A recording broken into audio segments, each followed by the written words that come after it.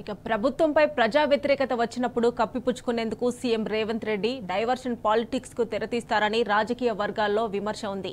సినీ నటుడు అల్లు అర్జున్ అరెస్టు కూడా ప్రజల దృష్టి మళ్లించేందుకేనన్న చర్చ నడుస్తోంది. అరెస్టు తీరు రేవంత్ అనుకూల మీడియాలో హడావిడి ఇందుకు బలం చేకూరుతున్నదని విశ్లేషకులు అభిప్రాయం వ్యక్తం చేస్తున్నారు. కాంగ్రెస్ ప్రభుత్వం హామీలు అటకెక్కించడం, అనాలోచిత నిర్ణయాలు బెడిసికొట్టడం, ప్రతిపక్షాలతో పాటు సొంత పార్టీ నేతల నుంచి కూడా విమర్శలు రావడంతో రేవంత్ డైవర్షన్ ఎత్తుగడను ఎంచుకుంటున్నారని ఆరోపణలున్నాయి. లగచర్ల రైతుకు సంకెళ్లు వేయడంపై గురువారం తీవ్ర దుమారం నెలకొంది.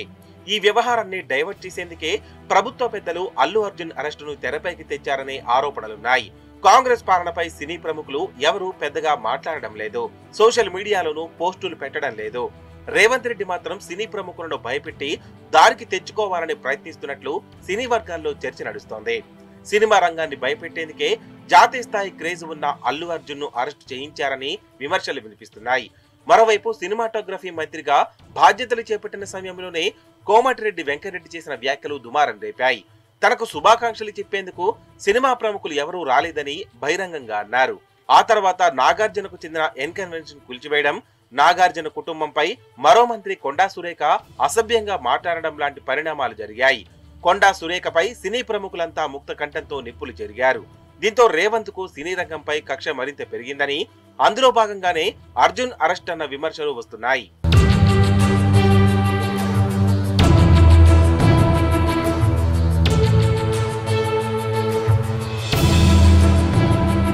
వయనాడు ఎంపీగా ఎన్నికైన కాంగ్రెస్ ముఖ్య నేత ప్రియాంక గాంధీ లోక్సభలో శుక్రవారం తొలిసారి ప్రసంగించారు. కానీ ఆమె ప్రసంగానికి పెద్దగా కవరేజీ రాలేదు.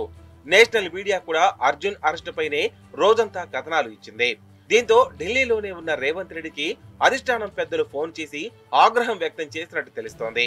ఇప్పటికే అల్లు అర్జున్ అరెస్టుతో భంగపడ్డ ప్రభుత్వం ఆ వ్యవహారాన్ని డైవర్ట్ చేయడానికి శుక్రవారం కూడా తిప్పలు పడ్డట్టు కనిపిస్తోంది.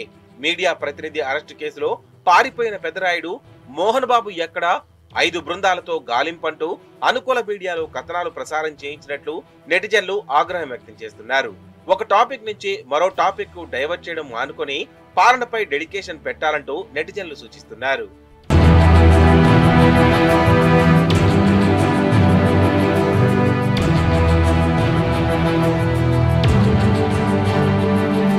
అధికారం చేపట్టిన మొదటి రోజు నుంచే కక్ష రాజకీయాలకు దిగిన రేవంత్ సర్కార్కు మరోసారి ఘోరమైన భంగపాటు ఎదురైంది.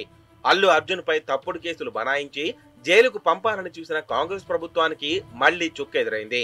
ఎలాగైనా సరే అల్లు అర్జున్ ను జైలుకు పంపాలన్న కుట్రతో ఆయన మీద పోలీసులు అడ్డమైన సెక్షన్లు బనాయించారు. సంబంధం లేని విషయంలో ఇరికించాలని చూశారు. పైనుంచి వచ్చిన ఆదేశాలతో ఇష్టమొచ్చినట్లుగా సెక్షన్లు బనాయించినట్లు ఈజీగా తెలిసిపోతుంది. ఇక అల్లు అర్జున్ ను అరెస్ట్ చేయడానికి పోలీసులు ఉదయం నుంచి తెగ హడావిడి చేశారు. అల్లు అర్జున్ ఇంటి దగ్గర భారీ బందోబస్తులు దింపారు. అల్లు అర్జున్ కు కనీసం డ్రెస్ చేంజ్ చేసుకునే అవకాశం కూడా ఇవ్వలేదు. ఆయన బెడ్రూమ్ దాకా వెంట వెళ్లారు పోలీసులు. అరెస్టు దగ్గర నుంచి చెంచల్గూడ జైలుకు తరలించేదాకా పోలీసులు నానా హంగామా క్రియేట్ చేశారు. రేవంత్ సర్కార్ ఎన్ని కుట్రలు చేసి అల్లు అర్జున్ ను ఇరికించాలని చూసినా ఆ సెక్షన్లు ఏవి న్యాయస్థానం ముందు నిలవలేదు. అల్లు అర్జున్ యాక్టర్ అయినంత మాత్రాన 105B, 118 సెక్షన్లు అతడికి ఆపాదించాలా అని పబ్లిక్ ప్రాసిక్యూటర్ ను సూటిగా ప్రశ్నించింది హైకోర్టు. అల్లు అర్జున్ కు జీవించే హక్కు లేదా అని నిలదీసింది. నేరాన్ని అతడిపై రుద్దలేమని కుండబద్దలు కొట్టింది. విచారణ అనంతరం అల్లు అర్జున్ కు మధ్యంతర బెయిల్ ఇచ్చింది. దాంతో రేవంత్ సర్కార్ మరోసారి ఘోరంగా భంగపడింది. గిట్టని వారిపై రివెంజ్ పాలిటిక్స్ చేస్తున్న కాంగ్రెస్ ప్రభుత్వానికి హైకోర్టు తీర్పుతో దెబ్బలు పడినట్లయిందని అంతా భావిస్తున్నారు.